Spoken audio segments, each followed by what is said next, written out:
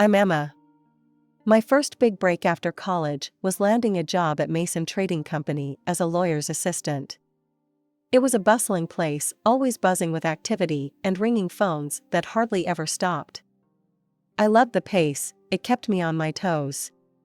In those early days, while I was still figuring out which elevator took me where, I ran into Tom. He worked in the purchasing department, just a corridor away from our legal offices. He was arguing over the phone about some shipment that got delayed. He hung up, noticed me watching, and rolled his eyes. "Suppliers," he muttered. "Tough day?" I asked, half smiling. "You could say that. Every day is a battlefield here. You knew?" "Yeah, just started this week. I'm Emma." "Tom. Welcome to the madness. Don't let the chaos scare you off." We started having lunch together, mostly because it was easier to navigate the huge cafeteria with someone who knew the place. Tom was easy to talk to, had a sharp wit, and wasn't shy about saying exactly what he thought. One lunch turned into many, and soon, those lunches turned into after-work drinks. Our conversations ranged from mundane work stuff to more personal topics. I learned he was an only child, adored by his mother, but constantly nagged for not living up to his potential, whatever that meant. "You haven't met my mom yet, but brace yourself when you do," Tom warned one evening as we grabbed beers after a particularly long day. "She has this idea of the perfect woman, and trust me, no one's good enough." It wasn't long before our friendship took a romantic turn. After about a year of dating, Tom proposed. The wedding was simple, but perfect, for us. We bought an apartment together with savings I had from my grandma and his savings. It felt like everything was falling into place. Life with Tom was mostly smooth, except for the occasional bickering about who forgot to buy milk or whose turn it was to clean the apartment. But nothing too heavy, just the usual stuff couples go through. Until one day, everything felt different. I was exhausted all the time, and even the smell of coffee, which I loved, made me nauseous. One morning, struggling to even get out of bed, I decided enough was enough. I booked an appointment with my doctor, thinking maybe I had the flu or something. Sitting in the waiting room, flipping through a magazine without really reading it, my name was finally called. Dr. Lena was always straight to the point, and after a few questions and tests, she dropped the news. "Well, Emma, congratulations are in order. You're pregnant." "Pregnant?" I repeated, the word foreign and heavy. "Are you sure?" "Quite sure," Dr. Lena smiled, handing me the test result. "But you need to be careful. Your body's signaling a few warning signs.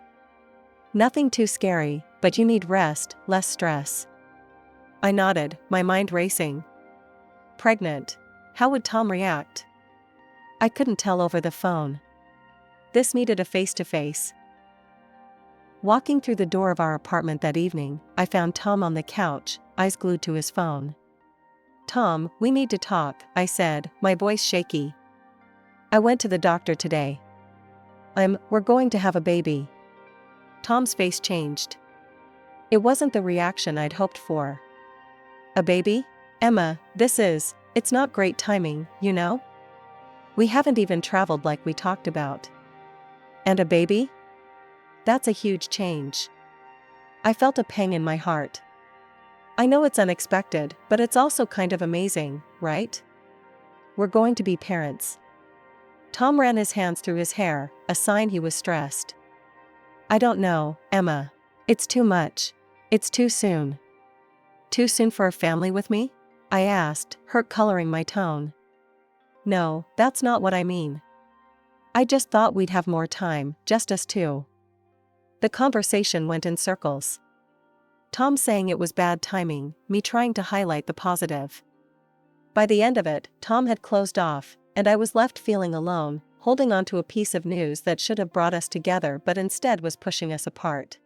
The next day, I spoke to my boss, Mr. Harlow. I needed some accommodation, given the doctor's orders. "Mr. Harlow, I need to ask for a change. I'm pregnant, and there are some complications. Could I possibly work from home?" Mr. Harlow, who was always more understanding than I gave him credit for, didn't hesitate. Of course, Emma. We'll set up everything you need at home. Take care of yourself and the little one. Going home that day, I hoped Tom had softened a bit. But when I told him about the remote work arrangement, his reaction was cold. So, you're just going to be home now? What about all the plans we had?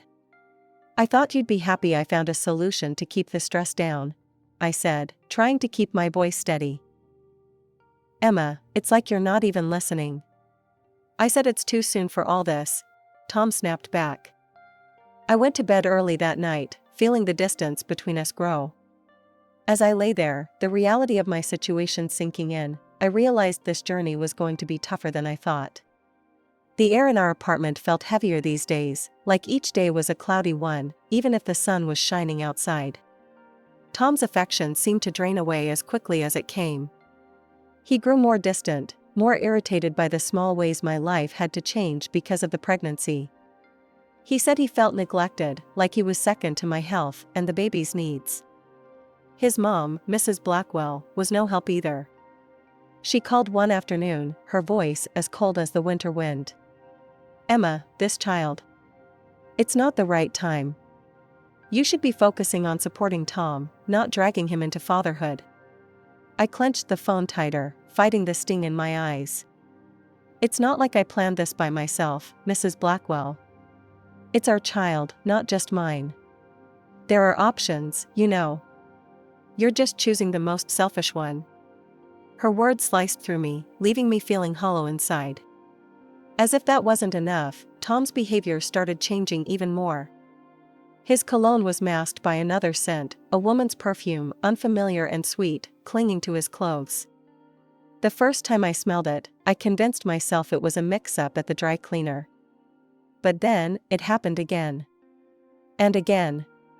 He also started staying out late, mumbling about needing to catch up on work, and his weekends were booked up with sudden business trips. It was too much to chalk up to coincidence. I held my tongue, not wanting to believe the worst, but the seed of doubt was planted. I couldn't ignore it anymore. That Saturday, when Tom mentioned another business trip, I reached out to Mike, an old classmate who now worked as a detective. We met at a small cafe, the kind where you could talk without every table overhearing your conversation. Mike slid a folder across the table to me. I got what you asked for, Emma. You sure you want to see this? I nodded, not trusting my voice, and opened the folder. The photos were clear, unmistakable. There was Tom, and with him, a woman I recognized from his office, a new hire that he'd mentioned in passing. Emma, I'm sorry, Mike said, his voice low. There's video too. It's consistent. My heart sank to the soles of my feet. Thanks, Mike. I needed to know. I went home, numb and carrying the folder like it was made of lead. As I turned the key in the lock, the door swung open. Mrs. Blackwell stood there, her face twisted in disapproval. I came to see how you are. Tom said he's worried about you, all alone here. Her eyes darted around, suspiciously. I know about Tom. He's not on a business trip. He's with someone else, Mrs. Blackwell. She scoffed, her defense quick and sharp. You're driving him away. Always sick, complaining, needing things. What man wants that? That's no excuse for cheating, I shot back, anger rising. And you think having his baby will fix things? No one in the family wants this child, Emma. Only you. Her words were like a physical blow. Get out, I said, my voice trembling. Now. She threw her hands up and stormed out, slamming the door behind her. The silence after was deafening. I sat on the couch, feeling numb and hollow.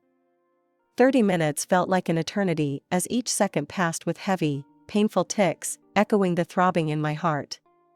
My mind was racing, but a dreadful resolve settled over me. I had to face Tom and see the truth with my own eyes.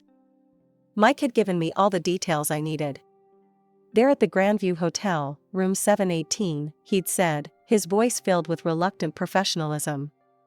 My hands were shaking slightly as I parked the car and walked into the hotel lobby, my stomach in knots. I took the elevator, my heart pounding in my ears with each floor it passed. When the doors opened, I stepped out into a brightly lit hallway that felt too cheery for what I was about to do. Room 718 was just down the hall, and as I approached, I could hear laughter and the clinking of glasses. My hand trembled as I knocked on the door. "Room service must be here with the champagne." I heard a woman's voice, chirpy and carefree. After a few seconds that felt like hours, the door swung open. Tom looked out, his expression changing from anticipation to shock in an instant. "Emma? What? How did you find?" "I know everything, Tom," I said, my voice stronger than I felt. Without waiting for an invitation, I pushed past him into the room. The sight that greeted me was like a slap. There she was, his mistress, half-dressed, scrambling to cover up as if modesty meant anything now. Tom recovered from his initial shock and his face hardened. "Why are you here, Emma? To spy on me? To beg?" "Beg?" I echoed, incredulous, feeling a bitter laugh rise in my throat. "I came for the truth, not that you'd know anything about that." He scoffed, stepping closer. "You want the truth? Here it is. I'm not happy with you anymore. You're always so wrapped up in yourself and this baby." His mistress, now somewhat dressed, smirked and added, "Maybe if you paid more attention to him, he wouldn't be with me." Her words stung, but it was his agreement, the nod he gave her, that twisted the knife deeper. "Yeah, you should be thanking us. We're just waiting for your baby to be born. Then I can finally move on properly."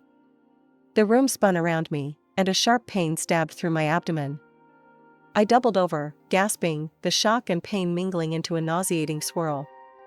"Tom, I think something's wrong," I managed to say, my voice a whisper of desperation. "Please, call an ambulance." He and his mistress exchanged a look, a quick, dismissive glance, and then he turned back to me. "You're probably just overreacting, like always." They dressed quickly, stepping over me as if I were just another obstacle in their path. The last thing I saw before darkness claimed me was the closing door, the click of it shutting echoing ominously in the cold, empty room. I woke up to the gentle, yet urgent, voice of a maid trying to rouse me. Ma'am, can you hear me?"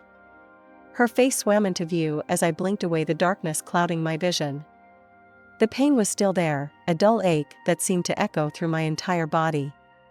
"Where am I?" My voice sounded hoarse, foreign even to my own ears. "You're still in the hotel room, dear. I found you on the floor. I'm calling an ambulance now." True to her word, the next thing I knew, I was being wheeled through the emergency room. The hospital lights were harsh, blinding, as nurses and doctors swarmed around, their voices a cacophony of concern that I could barely comprehend. They asked questions, too many questions, but all I could think about was the betrayal and the pain. Tom never showed up at the hospital.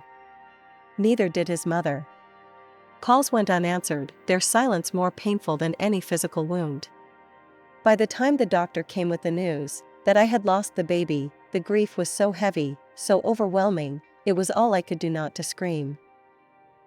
The loss was not just a personal tragedy, it felt like an injustice, one that Tom, his mistress, and his mother had a hand in. They had abandoned me, left me alone at my most vulnerable. The bitterness and anger stewed inside me, brewing a storm. After what felt like an eternity, the hospital discharged me. I drove straight to our apartment and began packing Tom's things. Each shirt I folded, each sock I threw into the box, was a severance, a cutting of ties. With his belongings piled in the trunk of my car, I drove to Mrs. Blackwell's house. I didn't bother with niceties. I unloaded his things right in the driveway, letting them fall wherever they may. I didn't knock, I just walked in. Mrs. Blackwell was sitting in the living room, a look of resignation on her face. She knew why I was there. "Emma," she started, her tone weary, "you should just leave. Take what dignity you have left." "Dignity?" I laughed, but there was no humor in it. "You think I came here for a lecture on dignity from you? He's my son. I stand by him. And he will be better off without you," she said bluntly. "He has excellent lawyers. You'll only embarrass yourself. At that, something snapped inside me. Do you even care that your grandchild is gone? That your son left me alone in a hotel room to lose his child? Her eyes flickered away, unable to meet mine. It's a tough situation. It's done, Emma. I stepped closer, my voice low and steady. How did you feel, as a mother, knowing what happened? Knowing your grandchild was lost? She didn't answer, just looked away, a crack in her composed facade. I will see your son in court, I said, the words heavy with promise. You can tell him that. Turning on my heel, I left her sitting there, alone with the weight of her choices. As I walked back to my car, the cool air felt sharp against my skin, but my path had never been clearer. I would fight. Not just for me, but for the life that was lost, and for the truth that needed seeing the light of day. Stepping into the courthouse, I felt every eye on me, or maybe it was just the weight of what was about to happen pressing down. My best friend from college, Lucy, was right beside me. She'd become a shark in the courtroom, known for tearing apart even the slickest defense. When I told her about everything, she didn't hesitate. I've got this, Emma. And don't worry about the fees. This one's on me, Lucy had said, her voice fierce and reassuring. We sat at our table, papers neatly arranged, evidence at the ready. Across from us, Tom and his mistress looked confident, a smugness that irked me. As the proceedings began, their lawyer painted a picture of me as unstable, broken by grief into fabricating stories. The plaintiff has suffered immense emotional distress, yes, which has led to these wild accusations. There is no substantial evidence of any affair or wrongdoing on my client's part. When it was our turn, Lucy stood, her presence commanding the room. Your Honor, not only do we have substantial evidence, but we also have a testimony that will corroborate everything my client has claimed. She presented the photos first, clear and undeniable proof of the affair, passed around for the judge and eventually to the opposing counsel who looked visibly shaken as they viewed them. Next, Lucy played the video from the hotel. The room fell silent as the scene played out. I enter the hotel, then Tom and his mistress, laughing, hugging, leave the hotel without a hint of concern. But that's not all, Lucy continued. She called the maid who found me to the stand. Her testimony was simple, but powerful. I found her on the floor, unconscious. They were gone. She could have died. Tom's face had gone white, and his mistress couldn't sit still, her leg bouncing nervously. When they were given a chance to respond, Tom stood up, his voice shaky. This isn't how it looks. We were just scared and confused. Scared? So you leave your pregnant wife unconscious on the floor? Lucy shot back, her tone icy.